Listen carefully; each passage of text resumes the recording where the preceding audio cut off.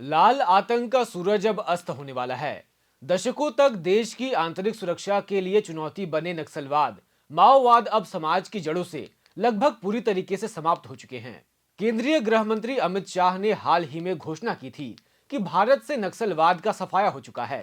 केंद्र और राज्य सरकारों के निरंतर और मजबूत प्रयासों, सुरक्षा बलों के अथक अभियानों तथा सैकड़ों मुठभेड़ों और हजारों गिरफ्तारियों का नतीजा आखिरकार सामने आया है। इसी क्रम में 3 अप्रैल 2026 शुक्रवार को माओवाद के सबसे बड़े चेहरों में से एक प्रशांत बोस उर्फ किशन दा का निधन हो गया है। उनकी मौत को देश में नक्सलवाद के खात्मे पर अंतिम कील के रूप में देखा जा रहा है। भाकपा के पोलित ब्यूरो सदस्य और पूर्व सेकंड इन कमांड रहे प्रशांत बोस 2021 से झारखंड की बिरसा मुंडा सेंट्रल जेल में बंद थे। उनकी गिरफ्तारी झारखंड पुलिस, आईबी और सुरक्षा बलों की संयुक्त कार्रवाई का बड़ी सफलता था। तत्कालीन झारखंड डीजीपी नीरज सिन्हा और आईजी अभियान अमोल बी होमकर के नेतृत्व में 12 नवंबर 2021 को सरायकेला खरसावां के कांड्रा क्षेत्र से प्रशांत बोस और उनकी पत्नी शीला मरांडी को गिरफ्तार किया गया था। गिरफ्तारी के समय डीजीपी ने बताया था कि पूछताछ में बोस ने माओवादी संगठन के बारे में महत्वपूर्ण और विस्तृत जानकारी दी थी।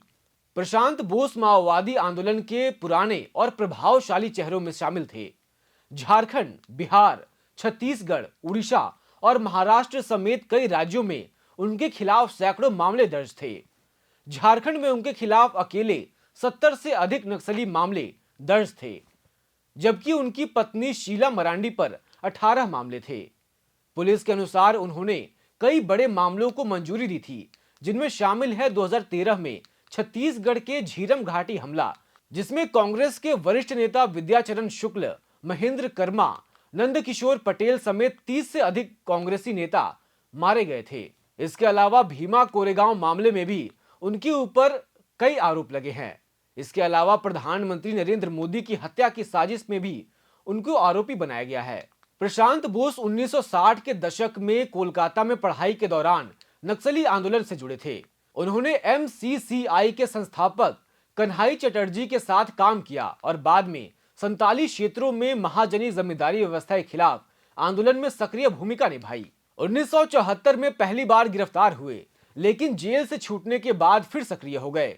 2004 में एमसीसीआई के पीडब्ल्यूजी में विलय के बाद उन्होंने ईस्टर्न रीजनल ब्यूरो का प्रमुख बनाया गया था। माओवादी थिंक टैंक के रूप में वे कई दशकों तक संगठन की रणनीति और बड़े हमलों की योजना में शामिल रहे थे।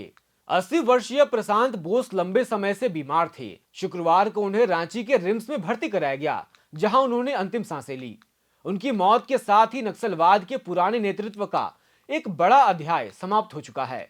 सुरक्षा बलों और सरकार के निरंतर प्रयासों से आज नक्सल प्रभावित क्षेत्रों में शांति और विकास की नई सुबह देखी जा रही है।